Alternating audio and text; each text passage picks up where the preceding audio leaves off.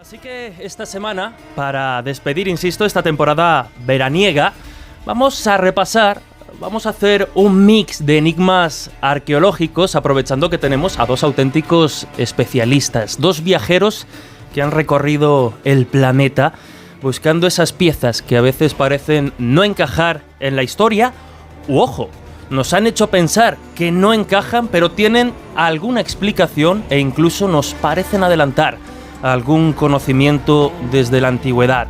Iremos a lugares plagados de misterios, hablaremos de esos apasionantes UPARTs, objetos fuera de su tiempo. ¿Qué hay de realidad?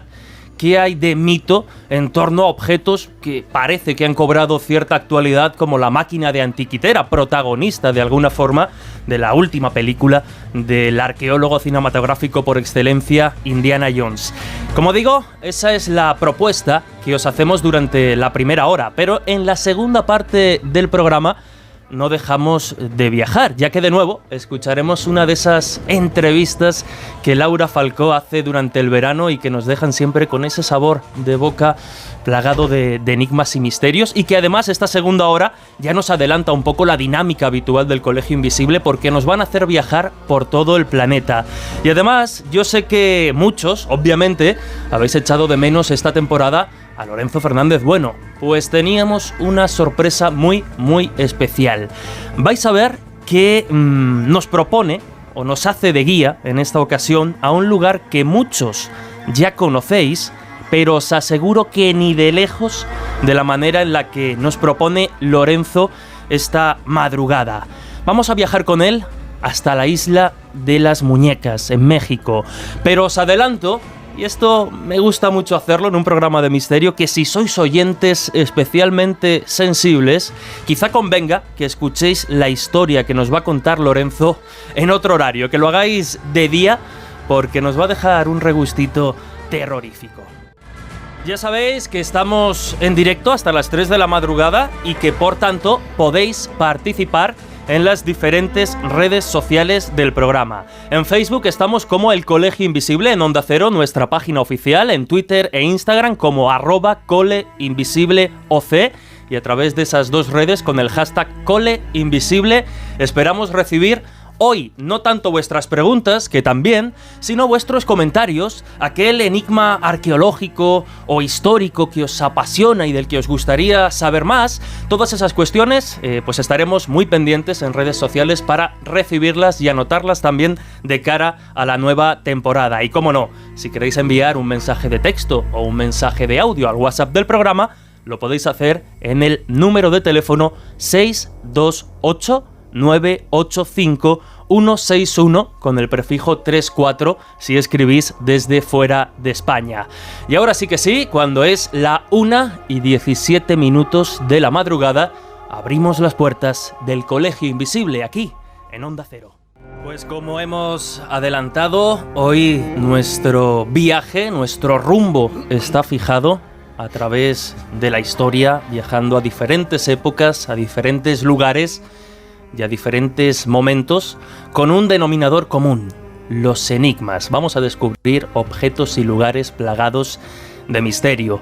Y yo, pues siempre lo comento cuando me preguntan, es normal, ¿no? En algunas entrevistas, también en el propio colegio, que cuáles son esos temas que a uno más le gustan. Obviamente, pues siempre están los clásicos, el fenómeno ovni, los fenómenos paranormales, pero yo he de reconocer que siempre me he sentido especialmente cómodo y especialmente interesado en todo lo que tiene que ver con los enigmas de la historia, porque de alguna forma, para bien o para mal, siempre puede uno, o casi siempre, lo vamos a ver hoy, acudir a documentos, a determinados registros para tratar de ver si efectivamente estamos ante un enigma, ante una confusión o ante un falso misterio.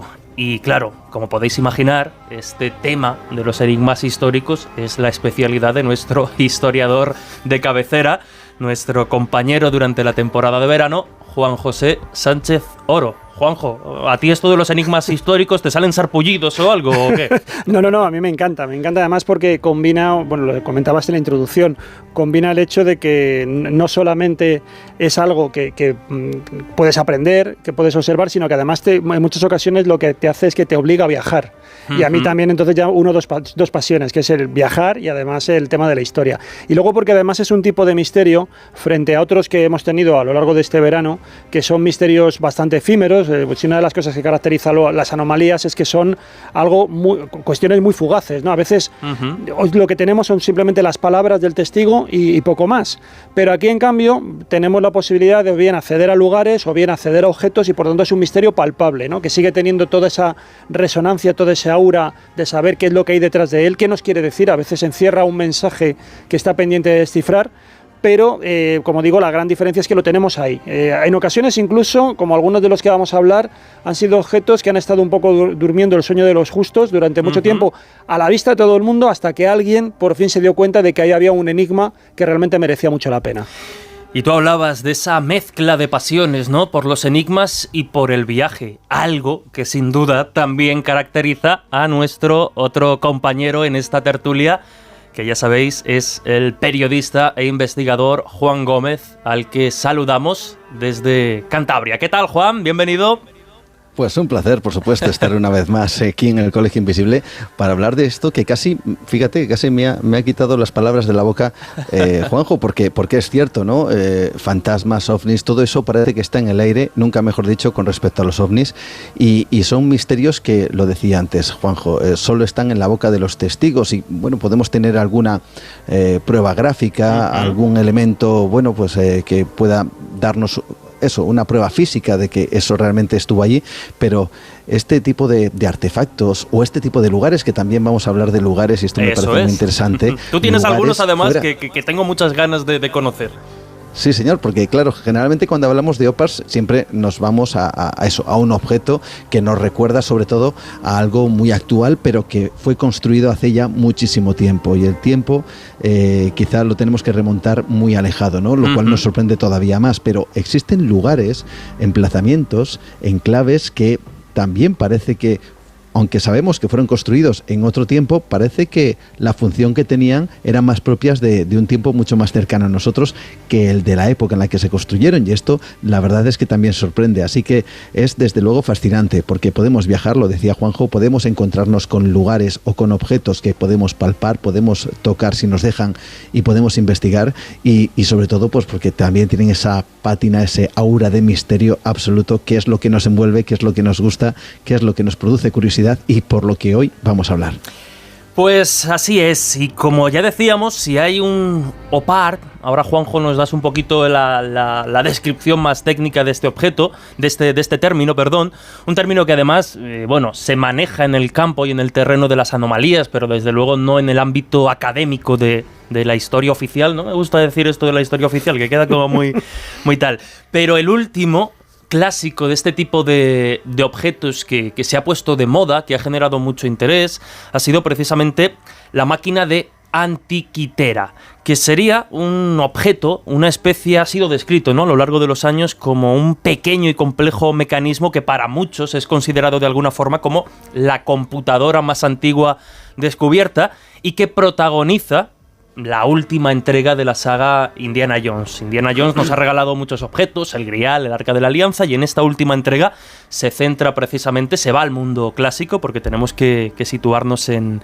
Grecia, en la época clásica, y rescata de alguna forma y y pone de manifiesto este objeto que fue descubierto precisamente en la isla de Antikythera entre los años 1900 y 1901 por una serie de buceadores que estaban buscando entre los restos de un naufragio, y de repente se encontraron con este objeto que desconcertó y desconcierta a los especialistas. Cuéntanos. Sí, bueno, ahí lo que tú dices, el término OPARS es un término que se pone de moda, realmente es un acrónimo que lo va a crear un criptozoólogo, uno de los pioneros, de los padres de la criptozoología, y significa, traducido, artefacto fuera de su tiempo, fuera de lugar, fuera de su lugar. Entonces, la cuestión sería que lo que tratan de ser son una serie de objetos que en principio parece que están fuera del contexto al que pertenecen, y ahí, claro, la cuestión es qué entendemos por ese fuera del contexto al que pertenecen. Estamos hablando de que realmente sería...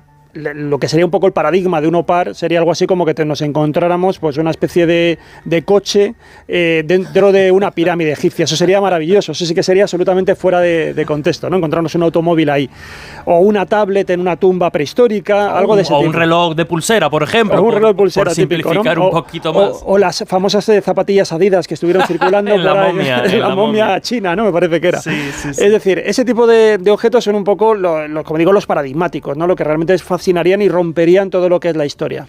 La cuestión es que luego nos encontramos con otra serie de OPARs que no han sido tan potentes, y nosotros, por ejemplo, cuando escribimos el libro Kryžovík y yo sobre OPARs, arrancábamos justo con la cueva de Altamira, como una especie de OPAR en su tiempo, porque cuando es descubierta por Soutola, esta cueva realmente se consideraba que eso era un fraude, porque se tenía una concepción del ser humano de que era incapaz de pintar esas figuras rupestres. De hecho, había un montón de académicos que consideraban que esas pinturas tenían que haber sido hechas seguramente en época a lo mejor de los romanos, y se hablaba de alguna especie de legión perdida romana que quedó ahí metida en la cueva y que se dedicó a pintar esos bisontes. Bueno, nosotros en aquel momento eso realmente era una especie de OPAR, porque era una atribución de un desarrollo, en este caso tecnológico figurativo, mucho más avanzado de lo que se presuponía a la infancia de la humanidad. Claro, luego te das cuenta de que ahí realmente los que están fuera de lugar no son los objetos, sino que son los investigadores de su época. Y permíteme, porque además has sacado la cueva de Altamira, que es un lugar que Juan Gómez conoce muy bien, ¿verdad? Podría ser, como dice Juanjo, casi una especie de OPAR que normalmente no se mete en ese catálogo. Fíjate, además de haber sido considerado a finales del siglo XIX una especie de OPAR, porque es cierto lo que dice Juanjo, cuando se descubre no se concebía que una persona de épocas muy remotas pudiera tener ese concepto del arte, esa capacidad que, fíjate, yo no sé si Juanjo, tú y yo podríamos hacer ahora mismo, siglo XXI, con toda nuestra tecnología y con todo el avance y con nuestro supuesto desarrollo mental, algo tan increíble como eso con nuestras propias manos. Y con mi pulso, claro, seguro que no. Con mi pulso yo te aseguro que no me sale. Yo intentaría pintar un bisonte y me saldría un árbol. Saldría cualquier cosa seguro. Encima, ponle que los bisontes, famosos bisontes, están en el techo de la cueva, con lo que todo ello supone de complejidad, porque no hay ningún tipo de luz eléctrica. Cuando se pintaron no lo había, tan solo una pequeña luz de tuétano, había que tumbarse en algunos lugares para poder dibujarlo. En definitiva, algo realmente complejo, y es cierto que en esa época decían, esto es imposible que sea de épocas muy remotas, de hace miles y miles de años. Y fíjate qué curioso, porque cuando por fin se descubren en unas cuevas en Francia, y entonces se descubre efectivamente que también hay pinturas de carácter similar, y es cuando se admite que Altamira es real. Por desgracia, Marcelino Sáiz de Santuola no vive esta situación de cambio, porque él muere antes de que se le reconozca el valor de lo que no descubriría él, ni siquiera su hija, sino en realidad un campesino, un pastor de la zona llamado, si no recuerdo mal, Marcelino Cubillas, hablo de memoria, probablemente me equivoque en el nombre, que le dijo a Marcelino que había encontrado una cueva donde había cosas muy extrañas y que por favor que se acercara allí a verlas, ¿no? Y cuando se acercó con su hija, pues vio todo aquello. Pero fíjate el paradigma y este OPAR, porque hasta que no se dictamina que las cuevas de Altamira son absolutamente reales, fíjate, se dibujaba al hombre prehistórico como una suerte de mono que tenía un garrote en la cabeza y que arrastraba a su mujer o a su compañera, que igualmente estaba dibujada como una especie de primate, pues arrastrándola por los pelos. Pues fíjate, a partir de ese momento, si buscamos un poquito, vamos a encontrar litografías e imágenes de personas que casi podríamos definir como hipsters, y que serían los retratos de aquellos que dibujaron Altamira, es decir, personas esbeltas, delgadas, con barbas bien cuidadas, y dibujando esos bisontes de Altamira, cuando tan solo quizá unos meses antes se dibujaban pues una suerte de monos que poco más que hacían era pues, perdonad por la palabra, pues fornicar y poco más, ¿no? Entonces, cambiaba un poco y ha cambiado el paradigma. Así que quizá estos objetos, como el objeto de Antiquitera, quizá cuando descubramos aún más, que ya se conocen muchas cosas sobre el mecanismo y para qué servía, pues quizá nos cambia el concepto de esas personas que en la antigüedad no eran tan tontos como muchos creen o al menos están dispuestos a afirmar. Es que fíjate que esto de los OPARs parece que uno va llevando a otro. Ha comentado Juan cómo se iluminaban dentro de la cueva y hablaba de esas lámparas que utilizaban el tuétano como combustible, el tuétano de los huesos como un aceite, un combustible que permitía generar un tipo de llama que se llama una llama fría, un fuego frío, porque no genera humo. Ajá. Entonces eso impide que se pueda tiznar y, como señalaba muy bien Juan, estas pinturas están en el techo.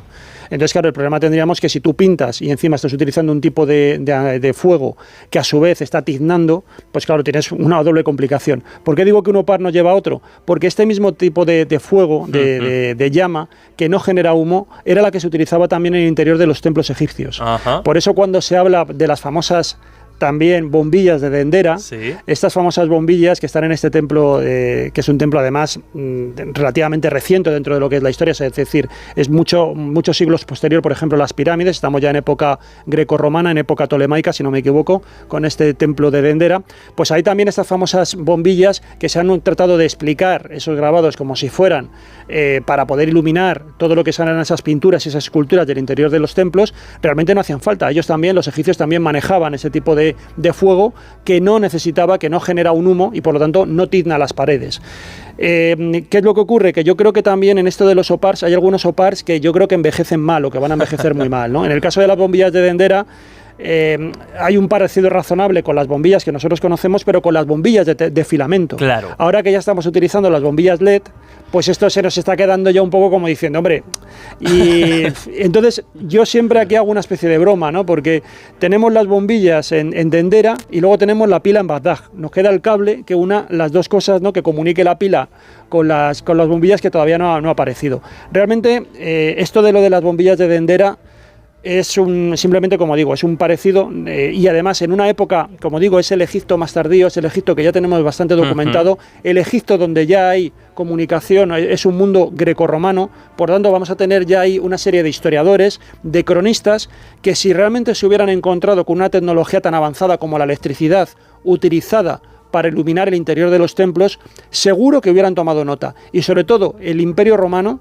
que lo que hacía, y sabemos, absorbía absolutamente todo, y luego, sobre todo, ahí está la famosa ingeniería romana, que aprovechaba, era una auténtica esponja, que allá donde iba absorbiendo todos esos conocimientos que se encontraba. Por lo tanto, yo realmente, y aparte que por sí misma las propias bombillas de Dendera tienen una explicación religiosa, es decir, lo primero que tenemos que hacernos cuando nos enfrentamos a un OPAR es tratar de meternos en el conocimiento de la mentalidad, de cómo pensaba esa cultura, y tratar de ver si en las propias claves culturales de esa civilización está la explicación de ese objeto, ¿no? Si lo que hacemos es proyectar nuestra cultura y desconocer la otra, se produce un cortocircuito y ahí es cuando ya lo que hacemos es una proyección, que es lo que nos lleva a una especulación y eso, a parecidos razonables, pero que no tienen base. Y hablando de cortocircuito y de electricidad en el mundo antiguo, menudo melón abre Juanjo, ¿verdad, Juan? Pues menudo melón, además, porque bueno, está claro que la famosa bombilla de Dendera pues tiene un significado religioso, ¿no? Pero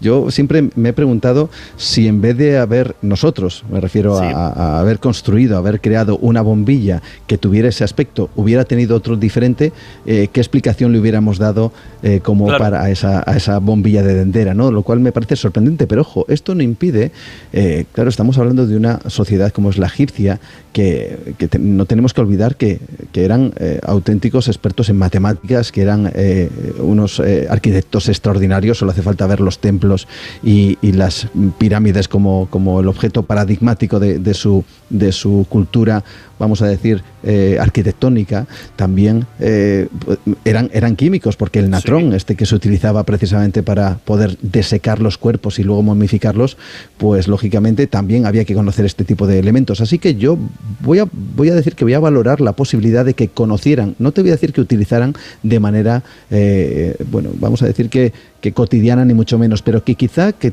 hubieran conocido algún tipo de elemento que tuviera alguna propiedad no sé si piezoeléctrica, como tienen algunas piedras, que hubieran utilizado en un momento determinado. De hecho, se cree que mesopotámicos y griegos ya habían trabajado, habían vinculado un poquito con el tema de la electricidad. Luego está también esa batería de Bagdad que nombraba Juanjo, que bueno, hay mucho, por supuesto, hay mucha controversia al respecto, pero todo parece indicar que pudiera ser utilizado como un elemento aparentemente que podía proyectar esa electricidad. Desde luego es todo un enigma, y yo siempre he tenido la idea, la percepción de que quizás los antiguos no eran tan tontos como nosotros creemos que lo eran, y que quizá a lo mismo que ese primer ordenador, ese artefacto de antiquitera que nos sorprendió a todos y dijeron, caray, ¿cómo es posible que esta gente hiciera lo que provocara este artefacto? Pues de alguna forma quizá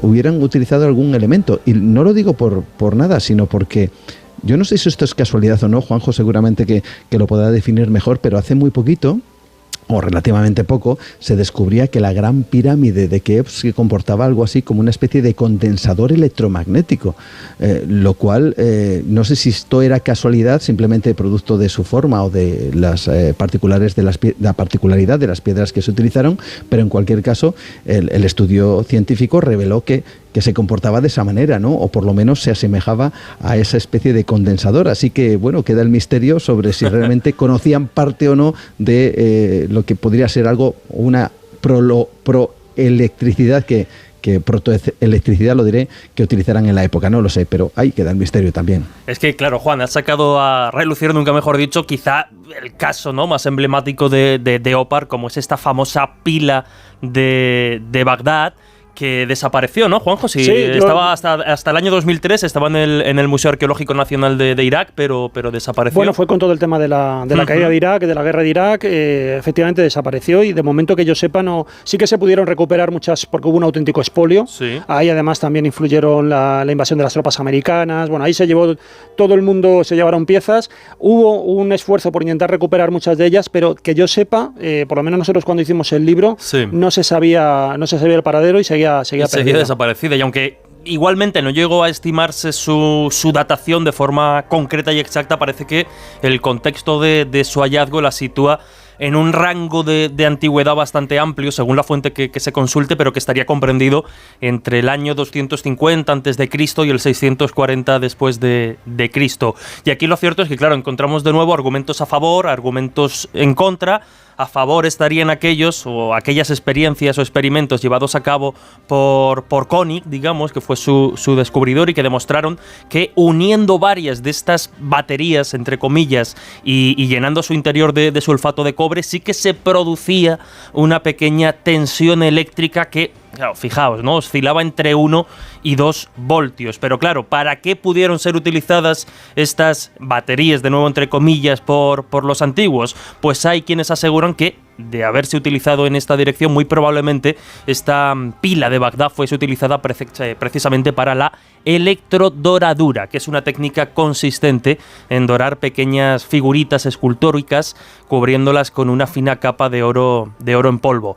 En contra, pues también tenemos obviamente la hipótesis que identifica estas pequeñas ánforas con unas baterías eléctricas. Pues insistimos, no estaría contrastada, entre otras cosas porque en la excavación no se hallaron piezas de metal que unieran precisamente las pretendidas pilas, ni tampoco se detectaron en su interior trazas de electrolitos. Pero bueno, como decía, es uno de los clásicos. Claro, la pila, lo mismo, no sabemos si ahí estamos proyectando la visión del mundo moderno, claro, la fascinación que nosotros tenemos, y en un momento dado ha tenido la electricidad, o sea, cuando se descubre la electricidad, y se empieza a desarrollar, se aplica para todo. Hay incluso una teología de la electricidad, incluso el alma se consideraba que era también que se gestionaba por principios eléctricos. Cuando se revisa el Génesis y se ve a Dios diciendo hágase la luz, se piensa que es hágase la luz eléctrica, ¿sí? O sea, se empezó a explicar todo en términos eléctricos. Y la pila de Bagdad, el problema que tiene es que es cierto que se ha hablado de que se puede utilizar, como tú decías, un poco para dorar determinados metales, para galvanizarlos. El problema es que no se han encontrado piezas que estén galvanizadas. Claro. Entonces, claro, si tenemos la pila, lo que no está claro es para qué se podría utilizar. Como decía Juan, sí que se ha utilizado en el mundo antiguo la electricidad por fuentes naturales en diferentes cuestiones. Por ejemplo, quiero recordar que había determinadas terapias que utilizaban las anguilas y los chispazos que generan determinados animales, generan esa electricidad orgánica, por decirlo así, o natural, pues para hacer determinadas terapias o determinadas medicinas en determinados santuarios. O sea que eso sí que existe, igual que las propiedades de determinados imanes, pues que podían fascinar y se podían utilizar. Hay un posible uso que se ha tratado de dar a la pila, y es si se podía utilizar para generar algún tipo de chispazo asociado con fenómenos de fascinación religiosa. Es decir, sabemos que en el mundo antiguo se utilizaban determinados trucos de ilusionismo en determinados también santuarios para impresionar a los piadosos. Entonces sabíamos que hay determinadas puestas en escena, como digo, determinados aparatos tecnológicos que servían para dar la impresión de que en los templos ocurrían determinados prodigios.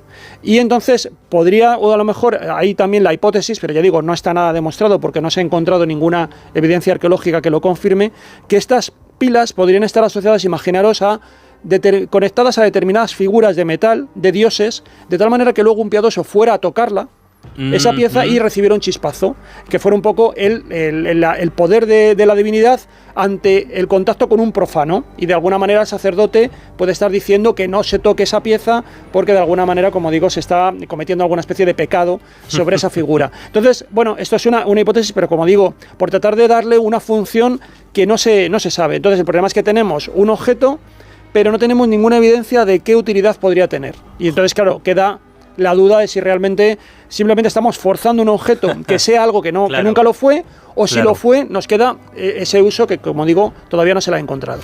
Juan. Sí, fíjate, tan solo un apunte respecto a lo que ha dicho ahora mismo Juanjo, que es muy interesante, ¿no? Si pudiera ser un objeto ritual que provocara pues ese chispazo, ¿no? Que impresionara a la gente. Tenemos que pensar que durante mucho tiempo las llamadas piedras del rayo eran elementos sagrados, ¿no? Y la piedra del rayo, para que lo entendamos, es algo muy sencillo. Cae un rayo en una zona, sobre todo, por ejemplo, si es arena, esa arena automáticamente por el calor se cristaliza, se convierte en cristal, y se convierte en una llamada piedra de rayo, ¿no? Lo cual fascinaba tremendamente. Y esto estaba literalmente asociado a ese chispazo, vamos a decir más que un chispazo, es lo que viene a ser el rayo que directamente caía desde el cielo, por lo tanto se consideraba algo divino, seguramente que para muchas sociedades y culturas, y esta caída del rayo provocaría pues un éxtasis que sería algo así como una especie de regalo de los dioses. Así que quién sabe si este tipo de elementos o de baterías intentaran emular quizá esa señal de los dioses a través de esos rayos o esos chispazos. Así que, desde luego, todas las vertientes están abiertas. Bueno, después de esta deriva por la electricidad en el mundo antiguo, me parece muy interesante porque es precisamente una de esas ideas que suele salir a relucir, nunca mejor dicho, cuando se habla de OPARTs o de objetos y enigmas arqueológicos. Volvamos a ese ordenador, iba a decir prehistórico, tampoco tanto, hombre, no, pero esa primera computadora de la historia que muchos han querido ver en la máquina de Antiquitera, recordamos, descubierta en Grecia a comienzos del siglo XX, y que estaríamos ante un mecanismo muy muy pequeñito.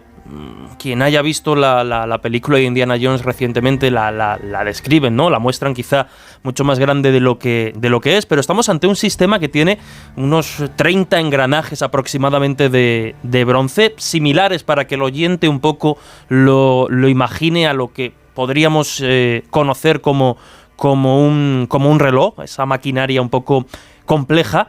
Y que, como decimos, ¿no? Parece que su función, aunque se van teniendo claras ciertas cosas, sigue desafiando o sigue planteando cierto enigma para los investigadores. Bueno, es un enigma porque primero es un objeto único. En arqueología se llaman este tipo de artefactos, se llaman unicum, y es que de momento no se ha encontrado ninguno igual.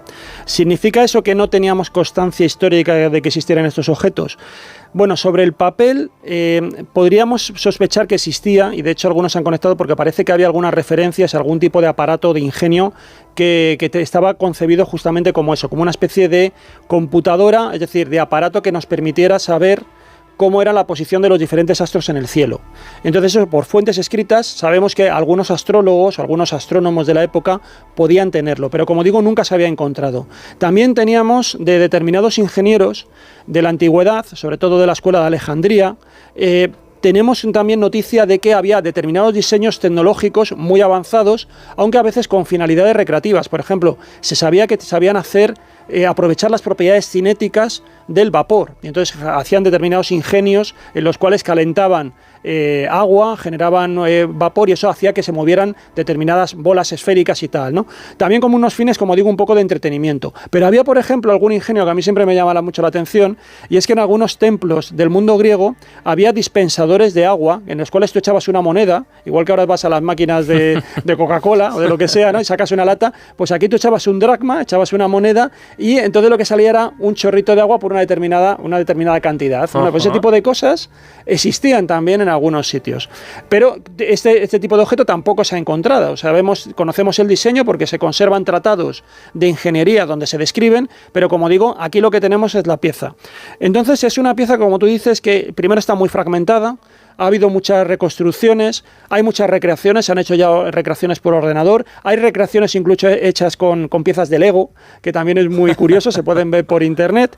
Sigue habiendo expediciones todos los años para tratar de recuperar el resto de las piezas y se sigue excavando el pecio. Esto iba a bordo de un barco y el barco está localizado, y todos los años hay una expedición, y además utilizan determinados sistemas muy avanzados de robotizados, tipo ahí batiscafos para extraer piezas, y todos los años presentan el informe de lo que han encontrado. Y de hecho han ido encontrando, por ejemplo, piezas escultóricas nuevas, pero no han encontrado todavía más piezas de lo que es el mecanismo, ¿no? Incluso algunos piensan que podía haber más mecanismos, que no solamente se llevara uno, sino que pudiera haber más. Es un poco la gran esperanza, el santo grial, ¿no?, de esta expedición.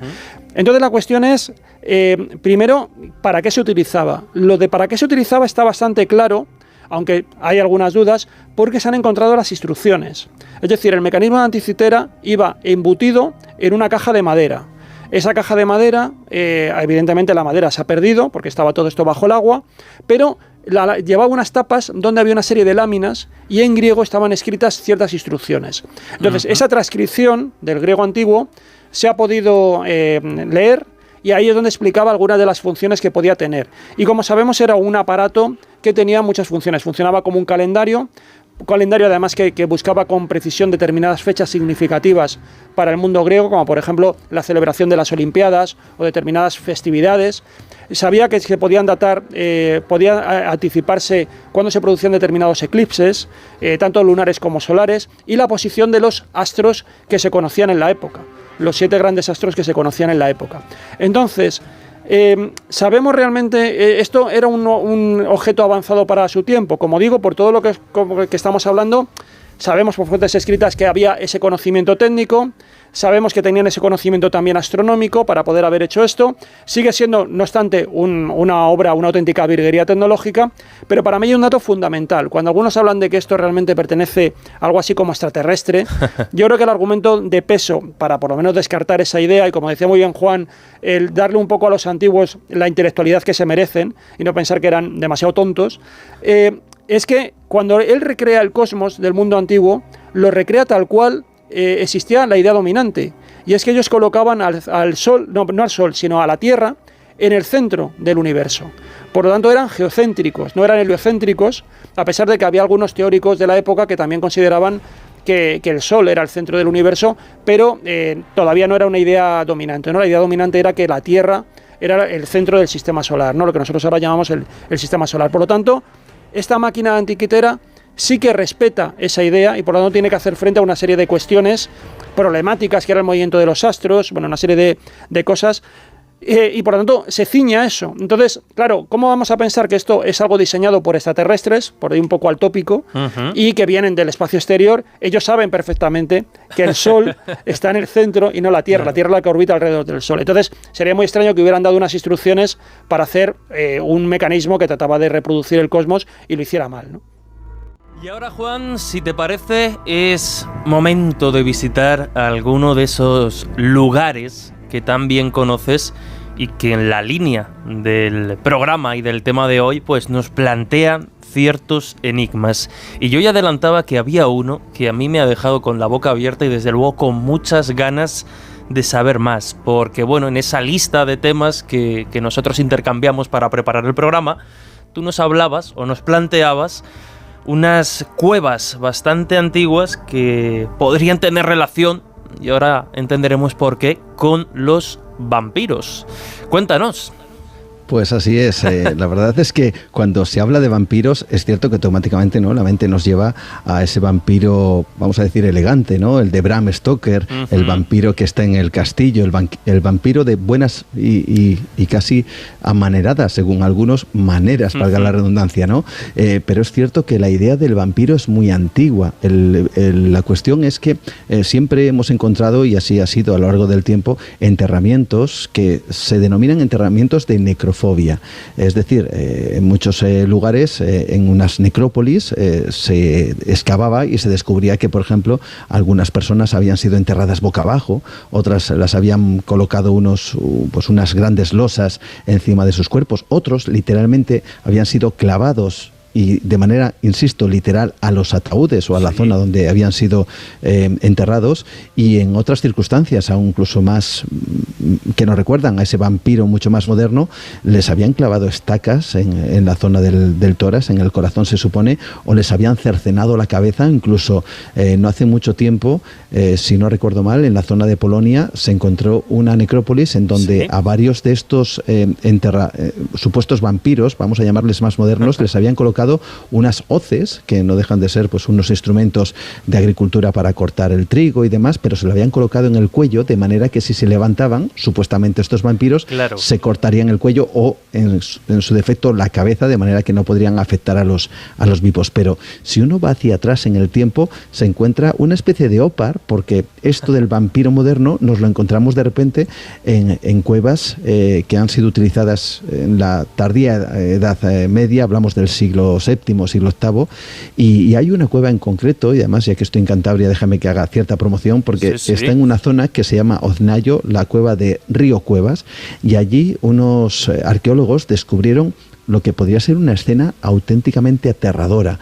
Encuentran una treintena de cadáveres, hombres, mujeres, niños, a los cuales les han practicado un ritual de necrofobia, es decir, de miedo a los muertos. En esa época se creía que esas personas por lo menos eran susceptibles de ser, vamos a decir, que vampiros ancestrales. Les habían aplastado las cabezas, les habían hecho un ritual, esto es muy curioso, con cereales. El cereal simboliza la pureza, y les habrían rodeado con ceniza, porque la ceniza también sería un elemento protector, un elemento que evitaría, al igual que muchas personas dicen que si haces un círculo de sal pues te proteges de lo malo que pueda venir. Bueno, pues en esa época se creía que la ceniza podría provocar este efecto, y esto fue totalmente alucinante, porque se cree que es uno de los primeros, vamos a denominar, asesinatos. Ahora lo vemos bajo esa perspectiva, pero sí una especie de cacería vampírica de hace muchos siglos, y que acabaría en esa cueva para que fueran confinados o enterrados estas personas que, como digo, hombres, mujeres y niños, fueron descubiertos allí sus restos, sus huesos. Pero hay otros lugares donde se han encontrado, por ejemplo, las cabezas humanas cimentadas ya con el paso del tiempo, y que se cree que era debido a ese antiguo miedo ancestral a los no muertos, y de manera que se les separaba la cabeza. Las cabezas se metían en pequeños huecos dentro de cuevas, y allí se quedaban precisamente para evitar que de alguna forma el cuerpo volviera a ser animado. Porque déjame que cuente una cosita, esto me parece muy interesante. Antiguamente se tenía una creencia, se creía en la muerte negra. Y esto no tiene nada que ver con la peste, sino con la idea totalmente afianzada en la Edad Media, que había una suerte de demonio que podía animar a los vivos y convertirles no en vampiros, pero sí en una especie de marionetas bajo la tutela de este demonio para atacar a los vivos. Se hablaba de el modus moriendi y el modus vivendi. El modus vivendi sería la forma de vivir. Si una persona tenía una mala vida y luego tenía una mala muerte, era susceptible que este demonio, que esta muerte negra, entrara en su cuerpo y le animara. Así que en esa tardía edad media nos encontramos con cuevas que parece que han salido de su tiempo, porque nos hablan de personajes mucho más modernos, por lo menos a nuestros ojos, como son los vampiros o supuestos vampiros, quién sabe, que atacarían a los vivos. Y volvemos, Juanjo, si te parece, a la época clásica para que nos hables de un objeto, de lo que podríamos considerar, esta vez sí, un auténtico OPART. Y cuando me refiero a auténtico es porque se trata de un objeto desconocido dentro del campo de las anomalías, es decir, que no suele incluirse, no suele aparecer en ningún catálogo de esta clase de objetos o esta clase de enigmas, y que sin embargo, insisto, desde la época clásica sí que ha servido a la ciencia de vanguardia para descubrir y trabajar en algo, pues insisto, ¿no?, tan cercano en el tiempo como la nanotecnología. Y estaríamos hablando de el vaso o copa de Licurgo, que tenía la capacidad de alguna forma de cambiar de color en función del líquido que contenía dentro. Pero bueno, cuéntanos tú porque nos darás más detalles increíbles. Fíjate que, antes no lo hemos comentado, el mecanismo de anticitera, el que lo quiera ver, está en el Museo de Arqueología Nacional de Atenas. Sí. Que además, desde hace unos años, cuenta con una sala especial porque es uno de los objetos estrellas del museo, a la entrada, ¿no? Es lo paradójico de esta clase de objetos, que muchas veces se hacen populares precisamente o en el terreno de las anomalías y adquieren esa popularidad que les da presencia, ¿no? Y les da popularidad. Comentábamos un poco en la intro que había una serie de objetos que habían estado durmiendo el sueño de los justos durante mucho tiempo. Y el mecanismo de anticitera fue uno de ellos. O sea, hasta los años 50, desde su descubrimiento, como tú decías, en torno a 1901, 1902, esos buceadores que van ahí buscando esponjas y luego ya informan a los arqueólogos de la zona de que efectivamente ahí hay un Además fue un descubrimiento casi azaroso, ¿no? Porque fue una tormenta o alguna movida que les hizo como desviarse o resguardarse en esa zona. Totalmente, o sea, por eso digo, y luego todas esas piezas se rescatan, si no me equivoco estuvieron durante mucho tiempo justamente en un museo local, hasta que en los años 50 hay un americano, creo que es un británico, que observa la vitrina de esto que aparentemente era como una roca, y porque el que lo vea va a ver que efectivamente está ya con todo lo que es esa consistencia de roca, ¿no?, del sedimento, de tanto tiempo haber estado ahí en el fondo marino. Y entonces cuando observa que ahí parece que sí, que hay algo ahí como tecnológico, que hay algo que recuerda pues a una especie de engranaje. Entonces eso es lo que ya le dio relevancia y empezaron ya los estudios, y en los años 70 es cuando ya se produce la gran eclosión de investigaciones científicas en torno a la máquina anticitera. Entonces, como digo, el que lo quiera ver puede ir a Atenas, además se lo van a agradecer porque Grecia lo ha estado pasando muy mal con todos estos incendios que hemos sufrido en el Mediterráneo este verano. Y otro objeto también, si alguien lo quiere ver, pues puede ir al Museo Británico, que es este que tú comentabas, esta copa o este vaso de Licurgo. A mí es un objeto que me encanta. Nosotros cuando hacemos el libro de OPARs tratamos también un poco de reformular el concepto de OPAR. Nos empezamos a dar cuenta que lo que eran los grandes objetos, en los rankings que aparecen habitualmente de objetos de OPAR, todos más o menos tenían una explicación bastante satisfactoria, o por lo menos, aunque tenían un enigma, no era el que tradicionalmente dentro del mundo del misterio se decía que era, ¿no?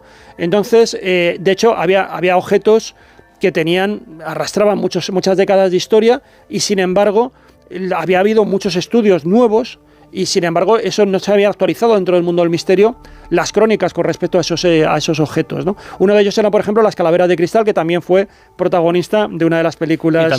Y también en el Museo Británico se puede ver una. También se puede ver. Pues había muchos estudios, ¿no?, que habían quitado, que explicaban perfectamente de dónde habían salido y tal. Entonces, nosotros lo reformulamos y tratamos de hablar de OPARs también como esto que tú indicabas cuando hablabas del vaso de Licurgo. Es decir, hay una serie de objetos en la antigüedad, con muchos siglos de historia a sus espaldas, que sin embargo están sirviendo de inspiración a la ciencia actual.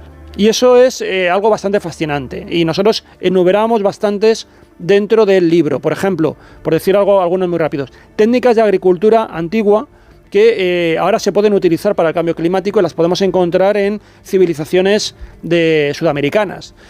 Por ejemplo, manuscritos muy antiguos, medievales, que encerraban recetas que sirven para luchar contra las superbacterias.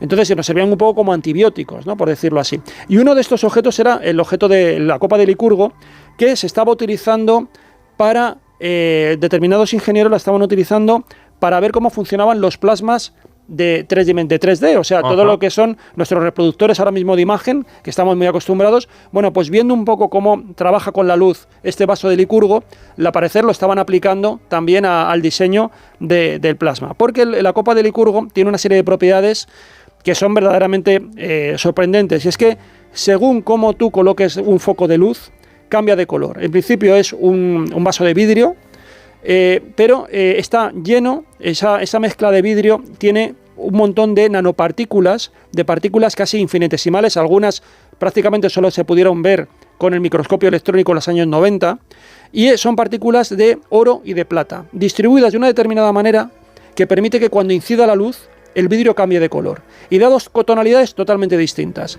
o verde o rojo, depende si la fuente de luz la colocas detrás o delante, el vidrio, ya digo, cambia. Es un poco, por eso digo que es un poco los efectos que nosotros tenemos en las pantallas de plasma, que cambian en color en función de cómo incide la luz, en este caso, bueno, la electricidad dentro de ellas. Pues resulta que esta propiedad es única, y lo que recrea este vaso de Licurgo es una escena de este rey Licurgo que trató de abusar de una de las...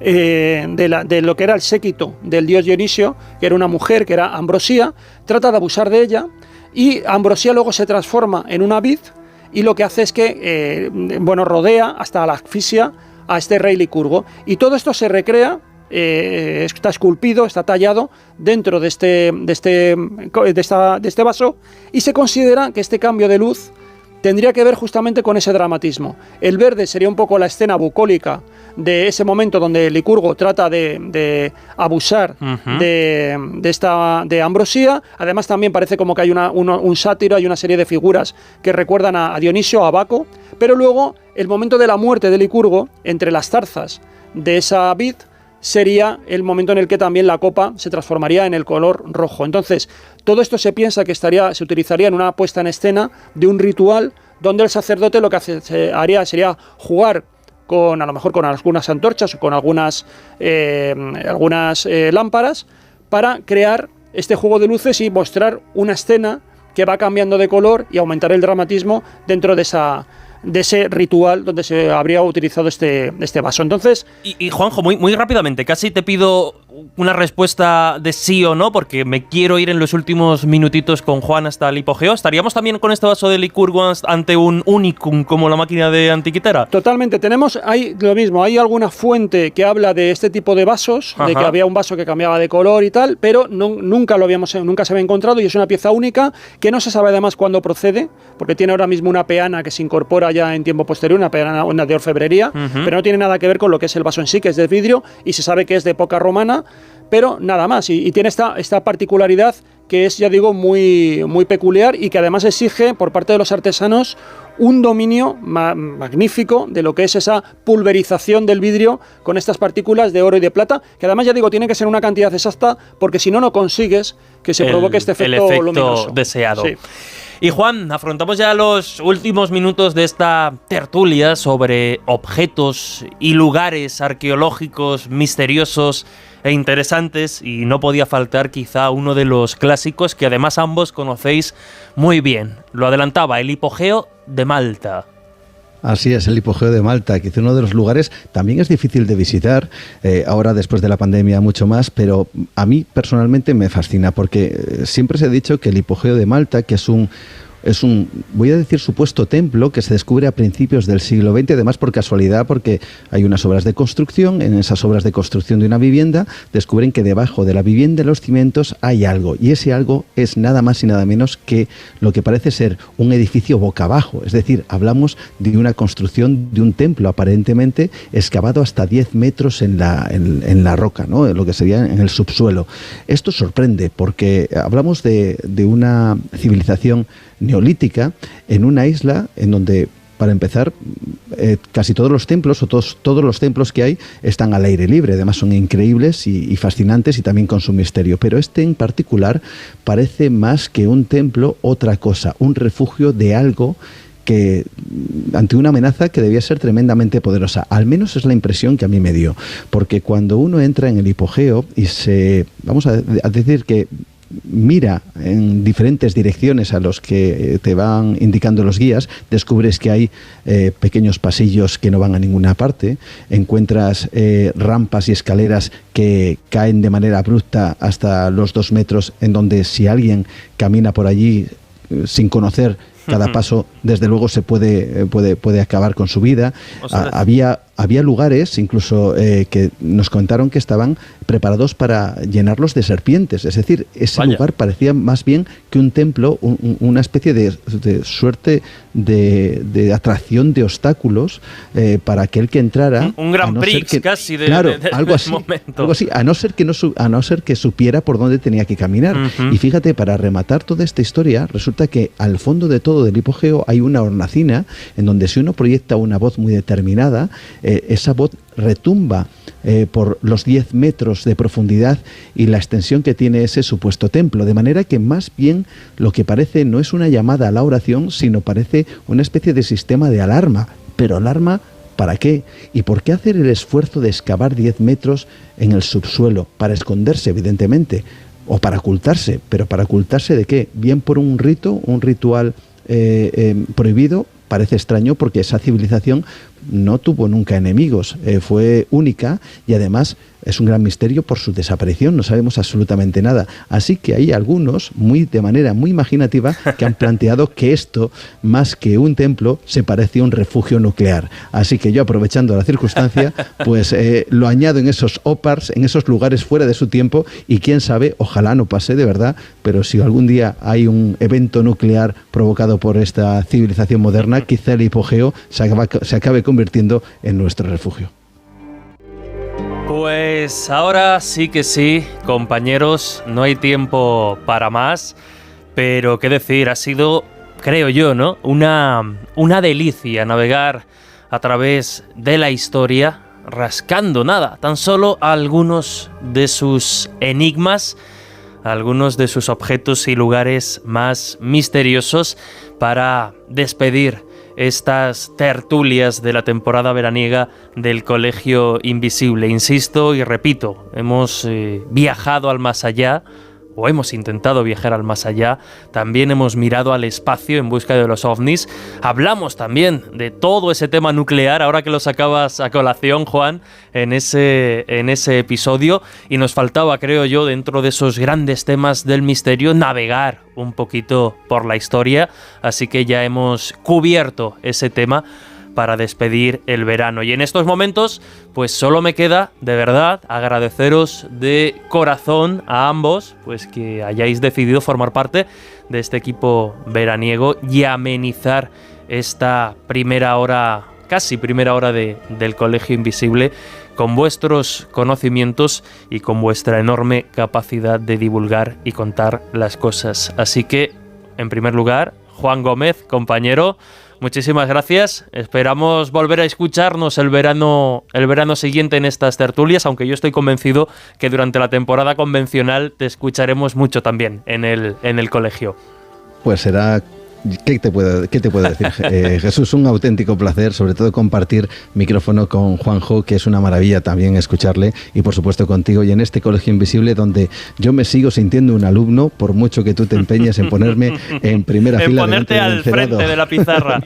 Efectivamente, así que fantástico, encantado, y ojalá, estoy convencido, dentro de un año justo, el verano que viene, volvamos a encontrarnos, y tal como dices, a lo largo de este año, también en el Colegio Invisible en su formato habitual. Seguro que sí. Muchísimas gracias, compañero. Un fuerte abrazo. Igualmente. Y Juanjo, ¿qué decir? Ya eres habitual, al igual que Juan, te seguiremos escuchando, no solo aquí en el colegio, sino todos los fines de semana. De hecho, ya este fin de semana comienza la temporada habitual de La Rosa de los Vientos, tu casa. Y si no en el colegio, pues en La Rosa te seguiremos escuchando y seguiremos aprendiendo. Como decía Juan, me sumo a ese comentario, siempre es una delicia escucharte y aprender contigo. No, yo realmente sí que estoy muy agradecido de estar con vosotros, este año además con Juan, que bueno, hemos coincidido en varias ocasiones, he estado también en su programa, que es magnífico. Y Nueva Dimensión, Nueva sí, Dimensión, y que lo recomendamos también aquí efusivamente. Y bueno, para mí, ya digo, es un placer. Yo voy a seguir intentando suspender todos los años para repetir. Para repetir y pasar el verano aquí con vosotros, porque ya digo, estoy encantado y súper agradecido. Pues Juanjo, lo mismo digo, muchísimas gracias y nada, Muchísimas nos escuchamos. Un abrazo.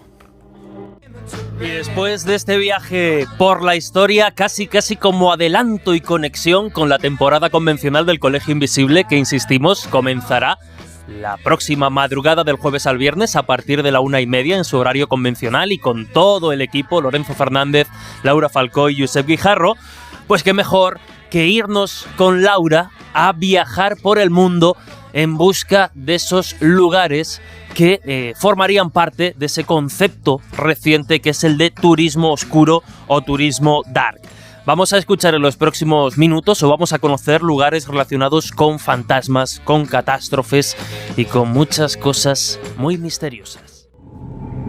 Hoy tenemos en el Colegio Invisible a Míriam del Río y hablaremos de su libro Turismo Dark. Míriam es nacida en Barcelona en 1980, periodista especializada en temas culturales e históricos, colabora con diversos medios de comunicación sobre el mundo del cine, la arqueología y la historia, y compagina esta faceta con otra de sus grandes pasiones, guiando a viajeros por todo el mundo. Bienvenida al Colegio Invisible, Míriam. Hola, muchas gracias. Oye, primero que nada, aclárame exactamente qué incluimos dentro del concepto turismo dark, o sea, qué tipo de destinos. Ostras, es que es un concepto muy amplio, Laura, porque realmente el turismo dark tiene que ver con todos aquellos lugares que están relacionados con la muerte, pero yo siempre digo, no desde una perspectiva tétrica o macabra, que es lo típico que se suele asociar, sino desde una perspectiva histórica y cultural, porque, por ejemplo, hacer turismo oscuro, hacer turismo dark puede ser visitar un campo de concentración, puede ser visitar un cementerio, puede ser un lugar, por ejemplo, imagínate que esté abandonado, que tiene que ver con esos lugares un poco de urbex, ¿no? que tanta atracción pues crean entre muchas de aquellas personas que les encantan los espacios abandonados, que tienen ese espacio, un poco ese punto decadente, pero que atrae tanto, ¿no? Entonces, el turismo dark engloba realmente muchas tipologías de turismo dark, que pueden ser turismo de cementerio, turismo de guerra, turismo de lugares abandonados, ya te digo, es un concepto muy amplio. Bueno, si te parece, vamos primero que nada por un tema que a mí me encanta, que es el tema de los fantasmas, ¿no? Háblanos un poco de Mary's King Close en Edimburgo, de qué ocurrió allí, qué ocurre actualmente, por qué se le denomina turismo dark. Bueno, Mary King's Cross es uno de estos espacios que además es muy interesante en Edimburgo porque forma parte de uno de esos callejones que quedaron ocultos hace muchos años durante una de las famosas plagas de peste negra que sufrió la ciudad de Edimburgo en el siglo XVI, siglo XVII. Entonces es un lugar que ha quedado totalmente oculto bajo lo que es la ciudad actual, ¿no? La Royal Chambers, que se llama. Entonces es un espacio que ha quedado oculto y que se ha abierto al público hace poquitos años. Entonces es un espacio que se puede visitar desde hace poco tiempo, que es muy interesante, que se descienden 20 metros bajo el subsuelo de la ciudad actual, del Edimburgo actual, y se puede ver cómo era la ciudad hace pues unos cuantos siglos. Y es muy interesante porque hay toda una serie de historias sobre fantasmas, porque piensa que lo interesante de ese lugar, ¿qué es, Laura? Pues bueno, pues que todo ese espacio, al quedar afectado por el tema de la peste negra, la sociedad del momento, las autoridades decidieron que, bueno, como era un barrio que había quedado afectado por esta terrible plaga, vamos a cerrar el barrio, no va a poder entrar ni salir nadie. ¿Qué significa? Pues que dejaron encerrados a tanto enfermos como a personas que estaban sanas. Evidentemente todos acabaron falleciendo. ¿Eso qué provocó? Pues bueno, que con el tiempo hayan aparecido una serie de historias de fantasmas, una serie de historias que pueden estar relacionadas con todas aquellas almas en pena que quedaron encerradas en ese lugar. Ese espacio, como digo, es visitable, es súper interesante y te muestra un poco la ciudad oculta, ¿no? Esa otra cara de la moneda que muchas veces la gente visita Edimburgo, pues no, es una ciudad, bueno, preciosa, súper bonita, pero tiene una cara oscura, ¿no? Y en esa cara oscura es donde entra un poco el turismo dark. Me parece fantástico. Vamos ahora a una de lo que yo denominaría horror humano. ¿Qué es la ciudad de los niños rata en Mongolia? Bueno, la ciudad de los niños rata, mira, esta es una de las historias que son más duras, ¿no? del libro, porque Ulan Bator es la capital de Mongolia, es un espacio donde, bueno, es una ciudad muy gris, es una ciudad en donde hay unas temperaturas brutales, extremas, tanto, ¿no?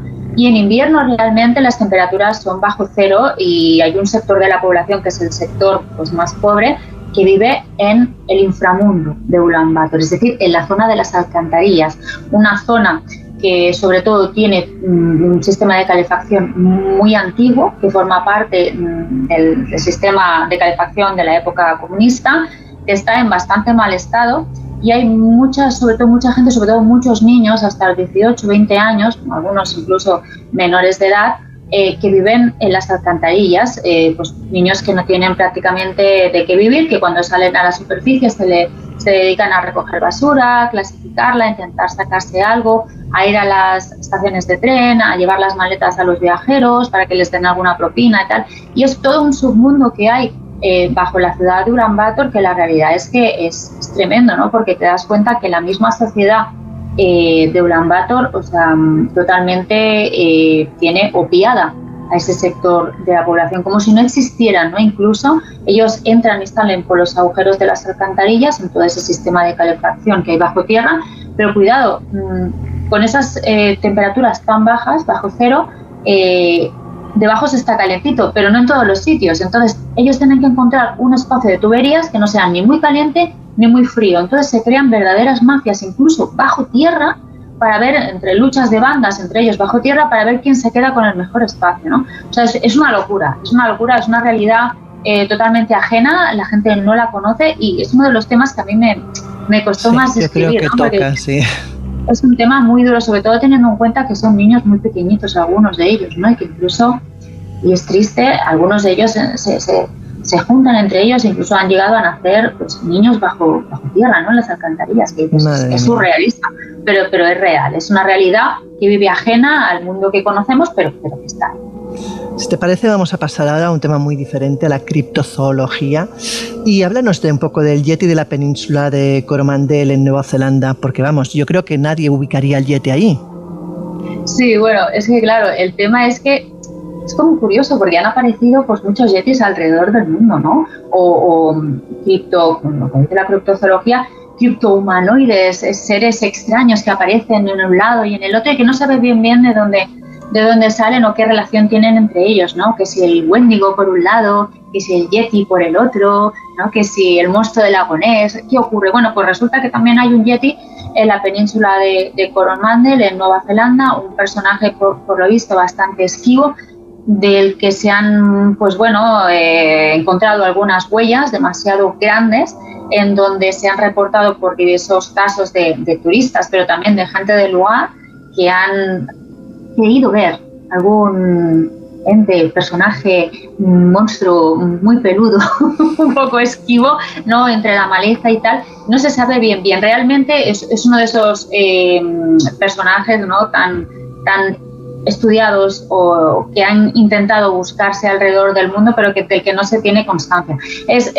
Me gustó ponerlo, no es que sea exactamente un tema de turismo dark, o sea, de turismo oscuro, pero me gustó el tema por mostrar que no solamente está el Wendigo o el monstruo del lago Ness o personajes de este tipo, sino que también hay otros monstruos similares en lugares tan remotos como pueden ser Nueva Zelanda. Yo creo que además, Australia. lo que te digo, Estados Unidos y Asia quizás son más asociados, ¿no?, al yeti, pero vamos, Nueva Zelanda nunca se me hubiera ocurrido que tenía también tradición de ver yetis, o sea, me sorprendió, la verdad.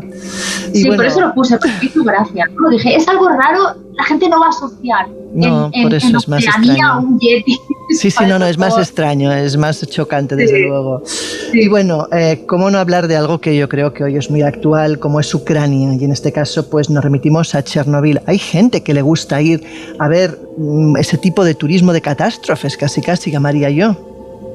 Sí, es que lo has dicho muy bien, es el turismo de catástrofes. O sea, realmente. Lo que pasa es que esta visita a Chernobyl, en este caso a la ciudad fantasma de Pripyat, que es lo que suscita más interés, ¿no? es una de esas visitas que yo llamo ya un punto más, ¿no? Como la carne, punto más de turismo dark, es turismo experiencial, porque en este caso es posible que te estés llevando una parte de Chernóbil a tu casa cuando vuelves. No, claro, es que no deja de haber un riesgo. O sea, yo no sé en estos momentos cómo están los índices de radioactividad, pero evidentemente seguirá habiendo. O sea, tiene un cierto peligro, supongo. Hay un punto de peligro, o sea, no estás exento. De hecho, o sea, hace unos años recuerdo, tengo una amiga que estuvo allí haciendo un reportaje fotográfico y tal, y decía que tuvo que esperar como 3 o 4 días pues para poder, digamos, fletar un autobús y llevar a la gente interesada a la zona, ¿no? Y de un tiempo a esta parte, sobre todo a raíz de la famosa serie Chernóbil, ¿no? De esa explosión que todo el mundo, que puso de nuevo en el punto de mira pues a Chernóbil en el mapa.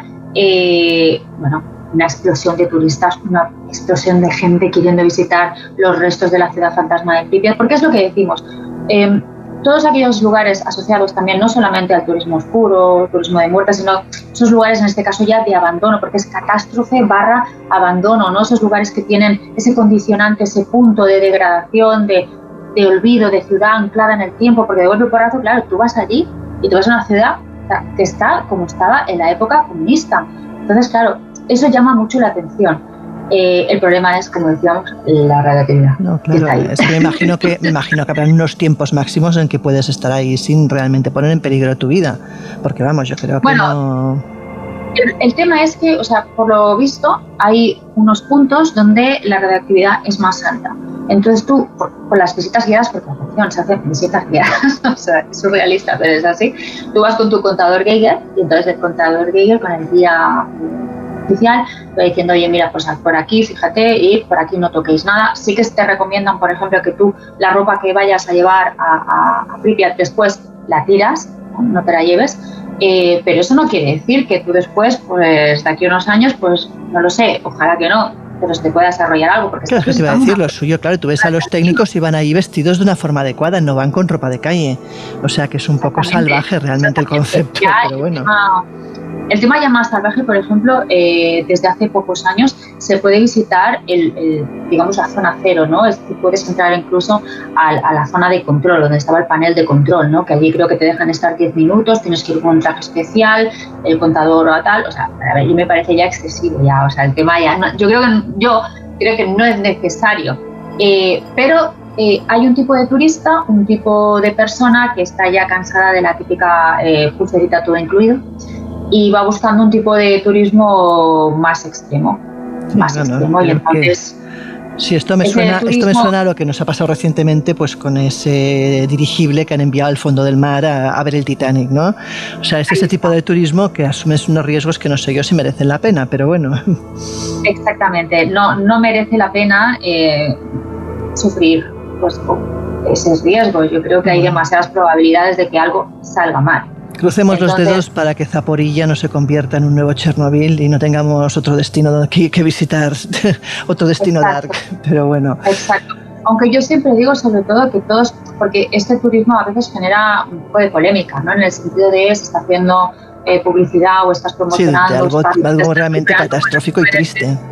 Exacto. Yo siempre intento transmitir la sensación, la idea de que el turismo dark no tiene que ser tétrico o macabro, no tiene que ser algo negativo. O sea, el turismo es lo que es la persona que lo practica. Es decir, cuando tú visites un lugar, por ejemplo, hace unos años con el famoso campo de concentración de Auschwitz salieron unos tweets del mismo campo de concentración que pedía a los turistas que por favor no se hicieran la típica foto selfie en las vías del tren, no la subieran a las redes sociales banalizando un poco el lugar, ¿no? Es decir, vamos a ver, es un lugar donde hay que tener el máximo respeto, donde han fallecido miles de personas, millones, entonces hay que tener un respeto y hay que visitar un poco con conocimiento de causa. ¿Es necesario hacerte una fotografía en las vías del tren? O sea, en Auschwitz, en Mauthausen, es que no es necesario. O te la puedes hacer para ti, pero no para subir a las redes. Exacto. O sea, hay que saber también dónde están los límites. Entonces, claro, hay que tener límite y sobre todo yo digo que el turista oscuro es un turista que debe ser respetuoso, que tiene que tener cuidado con el lugar que visite. Tú no sabes quién tienes al lado, lo mismo estás visitando un cementerio y tienes al lado una persona pues que ha fallecido, un familiar suyo cerca. Entonces siempre se tiene que visitar con el máximo respeto, a ser posible en silencio, un poco teniendo conocimiento de causa y absorbiendo toda la información, porque lo que yo digo, los campos de concentración, en este caso que estamos hablando de esto, son espacios que para mí, desde mi perspectiva, yo creo que todo el mundo una vez en la vida debería de visitar. ¿Por qué? Porque te hace tener conocimiento de causa, porque no tiene nada que ver el leerte un libro, ver la lista de Schindler, ver un documental. Sí, está muy bien y conoces la historia y la interiorizas, pero cuando estás in situ, aquello es brutal. Es que no tiene absolutamente nada que ver. Entonces, es necesario para que las generaciones del futuro no tiendan a banalizar, como está ocurriendo ahora con Auschwitz y tal, como decíamos con los tweets, y que entiendan y que comprendan y que, como decía un famoso escritor, que intentemos que los errores del pasado pues no se vuelvan a repetir. Por desgracia, como se suele decir, el hombre es el único animal capaz de repetir sus errores más de una y de dos y de tres veces. Exacto, somos así, el ser humano es terrible y hasta que no tropiezas dos veces no te das cuenta, pero al menos la idea está en esto, ¿no? En la de transmitir que el turismo oscuro depende de la persona que lo practique. Muchas veces cuando me dicen, a veces me hacen entrevistas en la radio y tal y hablan conmigo, otros me conocen en persona y tal, pues yo pensaba que ibas a ser otra persona. Digo, ¿qué? Que iba a estar llena de tatuajes, que iba a ir vestida de negro. Eso me suena de cuando publiqué el primer libro, que era terror, y el fotógrafo me dijo, dice, ¿y ahora cómo voy a hacer las fotos? Dice, si me aparece aquí una valquiria. Dice, o sea, el hombre se esperaba una señora gótica o no sé qué se esperaba, sí, eso es bastante... Claro, es que son los clichés, ¿no? Que te ponen siempre la típica etiqueta, que la etiqueta no tiene absolutamente nada que ver. Por eso digo que el turismo oscuro se puede visitar de una manera súper interesante, interiorizando, siendo histórico y cultural, pero teniendo respeto. Bueno, y para terminar, ¿cuál de todos los destinos de tu libro es el preferido y por qué? Es una pregunta un poco complicada, ¿eh? Bueno. La realidad es que todos los lugares tienen algo, tienen un encanto, tienen algo especial, ¿no? Es decir, te podría hablar, por ejemplo, del cementerio de Greyfriars en Escocia, porque me encanta Escocia y soy una enamorada de ese país, pero por ejemplo te podría decir que me han impactado mucho los rituales funerarios en Sulawesi, en Indonesia, los rituales funerarios en donde pues bueno, se tienen que hacer una serie de sacrificios de búfalos pues para que el alma del difunto pueda llegar al más allá, ¿no? O sea, cada localización tiene algo especial, tiene algo interesante. Sin embargo, para mí Escocia es un país especial y me podría quedar pues con el cementerio de Greyfriars, me quedaría con Mary King's Close, me quedaría con el lago Ness, con el monstruo del lago Ness. Bueno, yo soy una enamorada y soy un poco romántica en ese sentido y me gusta mucho este país. Pero la verdad es que cada uno tiene su punto y tiene su gracia especial. Rumanía es un país, por ejemplo, que también me encanta con toda la historia de Vlad Drácula y tal, aunque Rumanía es mucho más que Vlad Drácula, es decir, hay más vida después de Vlad Drácula, ¿vale? Parece que todo gira alrededor de eso, pero no es así, ¿no? Entonces, pues bueno, hay lugares muy chulos. El Turkmenistán, por ejemplo, el pozo del infierno que le llaman en Turkmenistán, que es un lugar súper intrigante, súper interesante, donde hay un fuego ahí que le llaman el fuego eterno, que lleva quemando pues décadas y décadas. Años. Exacto, y no se sabe cuándo va a parar. O sea, me parece una cosa surrealista. O en Tanzania, que está ese lago rosa, que es el lago Natron, que es un lago súper bonito estéticamente y visualmente, pero que si tú tocas el agua es corrosiva y te deja unas quemaduras brutales en la piel, ¿no? O sea, cada espacio tiene algo interesante desde una perspectiva u otra, entonces cada sitio tiene su gracia, ¿no? Por tanto, quedarme con uno, ostras, me lo pone muy complicado. Pero bueno, cada espacio tiene su gracia, entonces si me tengo que quedar con un país, yo creo que me quedaría con Escocia, pero la verdad es que es difícil. Cada uno tiene su qué. Bueno, Miriam, ha sido un auténtico placer tenerte con nosotros hoy en el programa y seguro que no será la última vez, así que ya sabes, esta es tu casa y cuando quieras estaremos encantados de hablar contigo. Muchas gracias. Un placer, guapa. Viaje curioso por esos destinos oscuros, el que nos ha presentado Laura Falcó junto a Miriam del Río, autora de Turismo Dark. Pero desde luego, si hablamos de destinos oscuros, el que nos propone a continuación Lorenzo Fernández Bueno. Ya sabía yo, y lo decía al principio, que lo habíais echado de menos, pero por eso nos habíamos reservado para el final esta sección, esta pieza que, bueno, pues si sois sensibles, insisto, conviene escuchar de día porque da un poquito de miedito este viaje a la isla de las muñecas que nos propone Lorenzo Fernández Bueno. Hola, ¿cómo estáis?